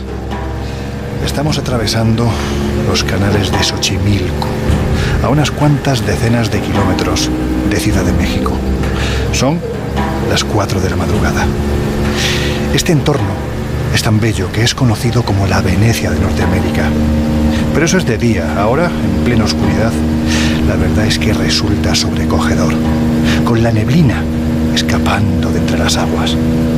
Según la creencia antigua, son los espíritus de los condenados que intentan escapar de entre esta maraña de lianas sumergidas para hacer de las suyas, para vengarse de aquellos que en vida los condenaron a un encierro eterno, a un encierro cruel. Aunque si de vengarse se trata, la verdad es que dice la tradición que no hacen ascos. Vamos, que también son víctimas propiciatorias quienes se cruzan en su camino. Espero que a nosotros no nos toque esta noche. Mirad, hace años que quiero venir al lugar hacia el que ahora nos dirigimos, pero sinceramente mis particulares miedos han podido más que las ganas de llegar hasta aquí. ¿Sabéis por qué? Ahora os cuento más. En los próximos minutos vais a comprobar que la isla de las muñecas se ha ganado, por méritos más que sobrados, el derecho a formar parte de esta ruta tan diabólicamente especial. Venga, comenzamos. Pero antes os voy a poner en situación. Xochimilco forma parte de una broma con muy poca gracia. Es uno de los 5 lagos sobre los que se asentó la ciudad sagrada de Tenochtitlán. Seguro que sabéis que aquellos primeros hombres, dicen los mitos, que después de estar peregrinando ni más ni menos que 200 años, encontraron el lugar donde construir su sitio sagrado. Según la señal que tiempo atrás les indicaron esos dioses juguetones que se pasean por todas las tradiciones del pasado. Esa señal no era otra que un águila comiéndose una serpiente encima de un nopal, de un cactus. Vamos, si veis la bandera mexicana comprobaréis que esta escena está precisamente representada ahí. Así que os podéis hacer una idea de la importancia que tiene esta historia, valga la redundancia, en la propia historia de México. Bueno, pues si ya era difícil encontrar algo así, además, aquellos primeros hombres vieron que el águila, la serpiente y el cactus estaban sobre un pequeño promontorio, encima de una laguna. Por tanto, aquellos hombres tuvieron que drenar esas aguas, o más bien ese fango, y construir sobre un terreno, ¿cómo decirlo?, no demasiado firme. Y aquí, en la laguna de Xochimilco, llegaron a la conclusión de que tanto esfuerzo no merecía la pena, y optaron por construir pequeñas islas artificiales. Las llamaron chinampas, y en una de ellas, hace 60 y tantos años, ocurrió algo terrible que ha hecho que hoy día sea considerado uno de los lugares más aterradores del planeta. ¡Me ahogo! ¡Socorro! ¡Que alguien me ayude! ¡Me ahogo! ¡No, no! ¡Maldita seas! ¡Déjame en paz! No pude hacer nada por salvarte. Yo no puedo hacer nada. No, ¿qué iba a hacer? ¿Ahogarme también? Venga conmigo.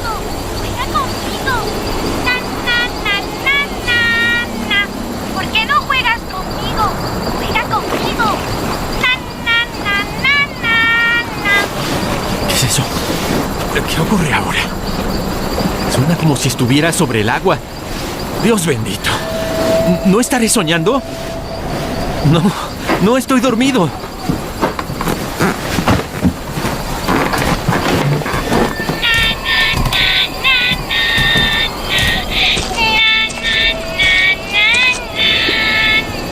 ¿Pero qué pendejada es esta? Una muñeca. Y funciona. ¿Cómo es posible?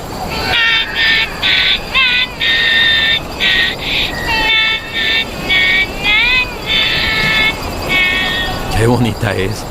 Bueno, si has venido será por algo. Me harás compañía. Que aquí la soledad a veces puede ser muy lastimosa. No hay más que zancudos. Y muerden más que pican.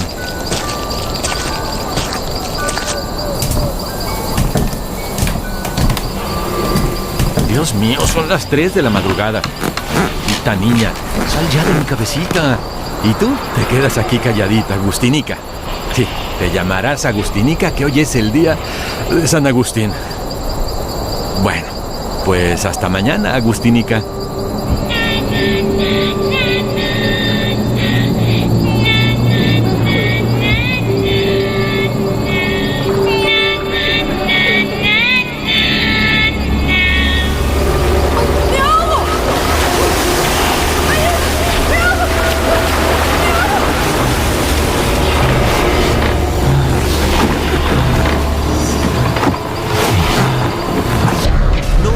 ¡Maldito espíritu! ¡Déjame en paz!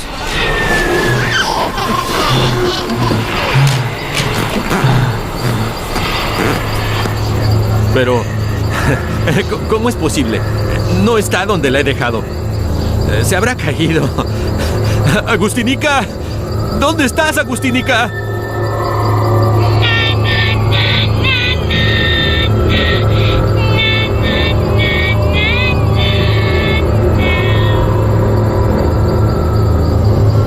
Posible.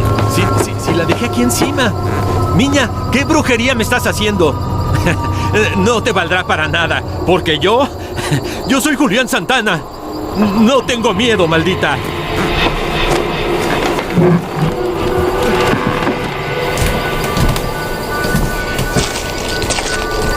Pero si la dejé ahí.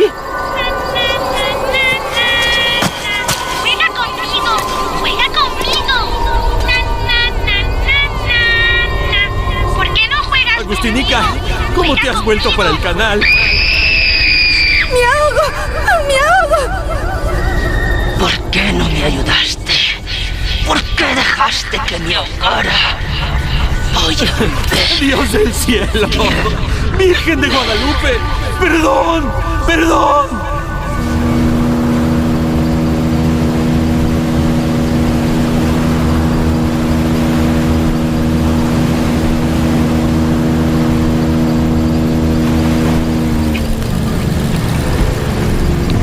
Bueno, pues ya hemos llegado. Venga, entremos en la isla.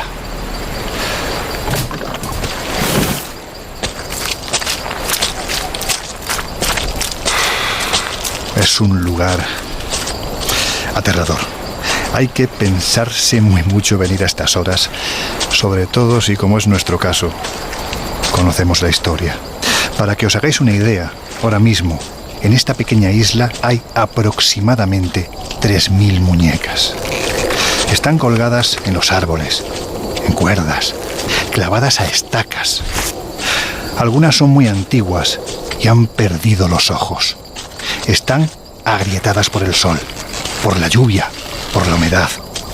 Si prestamos atención, de esas cuencas vacías sale algún bichejo.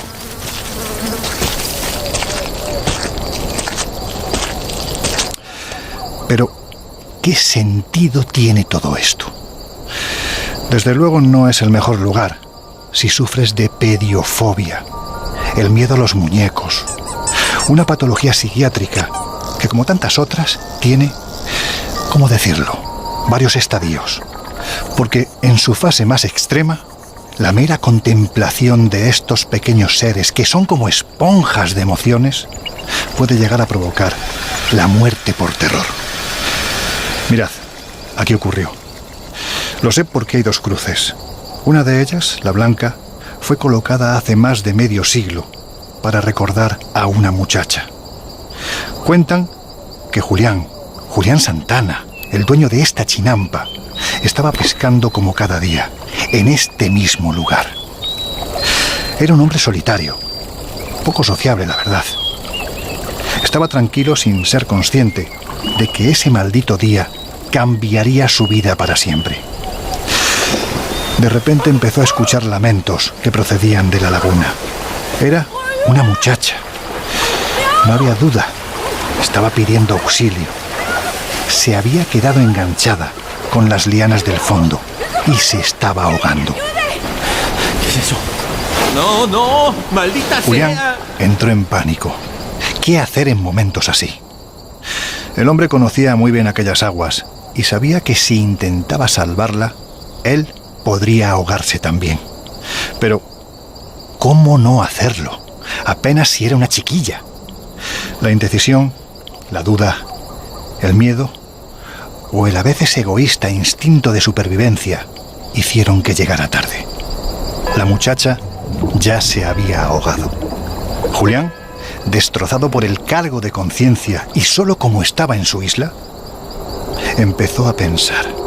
Y a veces cuando uno está solo puede dar rienda suelta a los miedos más profundos. Las noches de Julián cada vez se hicieron más largas. A su mente venía una y otra vez la mirada desencajada de la joven. Por eso llegó a la conclusión de que el espíritu de ésta regresaría del más allá para vengarse por no haberle prestado auxilio. Eso era al menos lo que merecía. ¿Qué hacer entonces para protegerse? ¿Cómo podía evitar la venganza? La respuesta vino un día de San Agustín flotando por el canal. Era una muñeca de mirada serena. El hombre la cogió porque interpretó que aquello era una señal. Necesitaba un amuleto para protegerse de la ira de aquel espíritu joven. Y claro, qué mejor objeto que una muñeca. Si os parece, antes de que amanezca, vamos a acercarnos a verla, porque la Agustinica, así la bautizó, sigue estando aquí.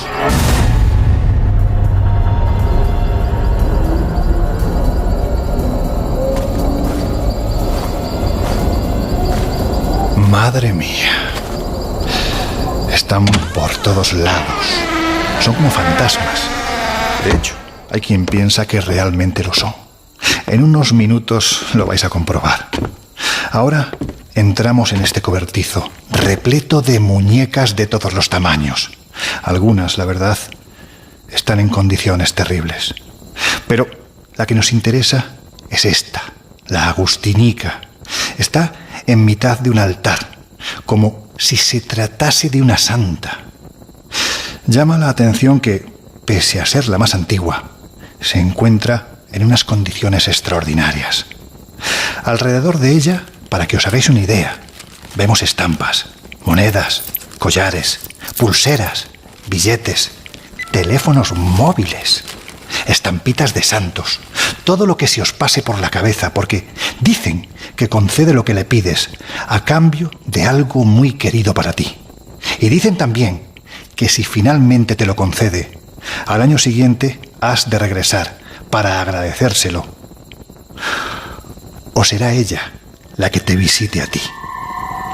Y justo encima, la foto del protagonista de esta historia, Julián Santana, fallecido en circunstancias, vamos a decirlo así, extrañas. De esto hace algo más de una década. Hoy día, el dueño de la isla es su sobrino Anastasio. Vamos a charlar con él. Anastasio, cuando usted dice que el espíritu de esta ahogada venía para penar y que asustaba a su tío, eso quiere decir que su tío veía directamente la aparición de, vamos a decirlo así, de un fantasma, de un espíritu. Sí, pues de la joven que se había ahogado, pero ahora sí ya como fantasma, como espíritu. Y en el momento en el que se produce esta situación dramática de la muerte de la muchacha, su tío interpreta que el espíritu de esa muchacha va a venir a atormentarlo. Y es entonces cuando empieza a llenar la isla de muñecas. Sí. Sí, pues ¿El objetivo de colocar tanta muñeca cuál era? Pues para que lo protegieran y lo cuidaran. Pero primero platicaba mi tío que a los dos primeros años no puso nada. Ya después ya empieza a poner las muñecas, pero los ponía como espantapájaros. Pasan los años y a veces se espanta el espíritu de la muchacha. O sea que no fue inmediato, es decir, pasaron 2 años. 2 años. ¿Y qué fue en ese periodo de tiempo, en esos 2 años, lo que le pasó a su tío para que decidiera empezar a colocar las muñecas? Porque él platicaba que lo espantaban mucho. Oía muchas voces de mujer. Y pues ahora sí como el fantasma. Y él utilizaba las muñecas, me imagino, que como una forma de protección contra ese espíritu. Para que lo cuidaran y lo protegieran. Hay quien dice que las muñecas, algunas de ellas, están malditas. Pues hay muñecas, yo aquí vivo. Yo me empecé a criar con mi tío desde que tenía 4 o 5 años. Ahorita tengo 60, 55 años acá, toda mi vida. Y ahora sí que he visto muchas cosas. Hay muñecas que han estado colgadas 10 años o más años, se caen, la levanto y empiezan a chillar como si tuvieran pilas. ¿Y usted oye cómo chilla? Sí, ahora sí que a pleno mediodía, 1 de la tarde, veo que una muñeca está tirada. La levanto y empieza a chillar como si tuviera pilas. Y le busco y... ¿Tiene pilas? No hay pilas, no hay nada, pues ya todo oxidado. Y aparte de este tipo de situaciones, ¿ha vivido usted aquí en este lugar? Me contaba hace unos minutos que ha llegado incluso a notar la presencia de su propio tío en este lugar. Cuando mi tío estaba en vida, caminaba con sus tenis y su bastoncito, los iba jalando. Ahora de muerto se escucha igual. Ahora hay personas que me dicen que le hablo yo a ver qué quiere y les digo que no tengo el valor suficiente para hablar. Me dicen, ¿pero a qué tienes miedo si es tu tío? Pues era mi tío, pero de que tengo miedo, tengo miedo. Digo, luego a veces uno es bravo porque hay con harta gente, harto a pleno mediodía, pero ya en la noche ya es otra cosa. ¿Cuántas muñecas hay ahora mismo en la isla? Ahorita tenemos más de 2.200 muñecas en toda la isla y va subiendo la cantidad porque la gente va trayendo más. De aquí ya, por ejemplo, junto mi basura, la voy a dejar al camión, ya me conocen y me dan por bolsas de muñecas. Llego y las voy colocando. Anastasio, ¿y usted, en este tiempo y sabiendo todo lo que tiene alrededor, no le da miedo vivir aquí? ¿No se ha planteado en algún momento irse? Pues no, ¿por qué? Porque no tengo otro lugar donde ir a trabajar. Más que aquí, pues aquí está mi casa, aquí vivo y ya me acostumbré, ahora sí que desde niño. Pero a veces de que tengo miedo, sí tengo miedo. ¿Y por qué tiene miedo? Pues porque a veces solito, sí se oyen, por ejemplo, ahí está mi cuartito, me quedo y oigo como voces de que hablan mujeres, que así, personas que están platicando ahí en la entrada. Y a veces sí, pues me da la curiosidad de salir a ver. Pero pues veo la hora 12 de la noche, 1 de la mañana. O hay veces que oigo que me gritan, porque me dicen chope, chope, ya llegamos, pero voces de mujer. Me asomo en el vidrio y nadie. Veo la hora 12 de la noche, 1 de la mañana. O ahí en mi cuartito, a un lado, pues es puro pasto, tierra. Y oigo como que camina la gente en piso como de madera. Y pues aquí no hay madera, pues porque estoy soñando. Y eso varias veces. Las voces de mujer varias veces y pues ya me acostumbré más que nada, pero a veces sí tengo miedo. Y las muñecas en sí también, en ocasiones parece que hablaran, ¿no? Sí, les digo que a veces se caen, las levanto y empiezan a chillar como si tuvieran pilas. ¿Tiene pilas? No, pues ya son muñecas ya de 10 o más años. ¿Y cómo murió su tío? Pues murió un 17 de abril del 2001. Estábamos sembrando lo que es la plantita de calabaza. La calabaza es la de flor de calabaza. Ya llegó la hora del almuerzo, 11 de la mañana, y pues terminamos de almorzar y ya tenía la costumbre de ponerse a pescar, ahí donde está la entrada. Se puso a pescar y las últimas palabras que dijo en vida dice ahí, ¿qué pescadote me quiere llevar la sirena? Pero para que no me lleve le voy a cantar una canción. Termina de cantar la canción a los pocos segundos cuando lo quiero ver ya flotando. Le da el infarto y cae al agua. Contenido maldito. La verdad es que algunos mensajes de los que acompañan a los muñecos no ayudan demasiado a estar tranquilo. Sobre todo después de lo que nos ha contado Anastasio. Los pasos de su tío, su muerte, las muñecas como esta, aquí, colgada de un árbol, con el rostro sucio, la boca abierta, el cuerpo agrietado. Da la sensación de que en cualquier momento va a cobrar vida y nos va a agarrar. Cobrar vida. Sí, hay quien dice que pueden llegar a cobrar vida. No solo porque sus mecanismos funcionen después de décadas oxidados, sin batería. A veces cobran vida porque hay gente demasiado atrevida, o quién sabe si demasiado inconsciente, cuyo escepticismo les lleva a hacer cosas que jamás se deben de hacer. Y menos aún en lugares como este. Nosotros, como miembros de la familia de Julián Santana, hace aquí mucho tiempo, pero hay gente que viene de visita y que también han tenido experiencias no solo aquí, sino incluso cuando van a su casa porque hacen algo que no se debe de hacer, que es llevarse una muñeca de ahí. Sí, de hecho nosotros invitamos a que traigan muñecas, pero en ocasiones les parece un juego. ¿Por qué no me llevo esta muñeca? ¿Por qué no tomo esta de allá? Sucede que en esta ocasión estas personas tuvieron ciertas experiencias paranormales en su hogar. La muñeca hacía vicios, ruidos, se cambiaba de sitios en esta casa y la persona que se la llevó parece ser no aguantó, no soportó esta situación. Entonces regresó a entregar la muñeca que había, pues de alguna manera sustraído de aquí, con estas experiencias que también le marcaron su vida. O sea, como si la muñeca en un momento determinado hubiera cobrado vida.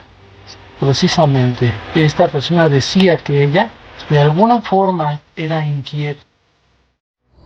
Comprenderéis que historias así no invitan a permanecer mucho más tiempo en la isla de las muñecas, especialmente si recordamos cómo terminó esta historia. Os dije al comienzo de esta ruta que hay dos cruces, una blanca, la de la chica ahogada, y junto a esta, una negra, la que marca el lugar en el que murió Julián, el mismo sitio, una junto a otra, como un extraño capricho del destino. Y sabéis, cuentan por aquí que cuando Julián murió, el cuerpo cayó rodando por esta pequeña pendiente, hasta que quedó flotando en el canal. ¿Y sabéis qué? Cuentan que finalmente el espíritu de la muchacha se cobró su justa venganza, porque a Julián Santana lo encontraron en el mismo lugar donde se ahogó la chica 60 años antes. Sí, y lo encontraron rodeado de muñecas. Por eso, aquí dicen que a Julián Santana, finalmente, se lo llevaron las muñecas. Sí, es mejor marchar. Yo creo que, llegados a este punto, ya hemos tentado demasiado la suerte.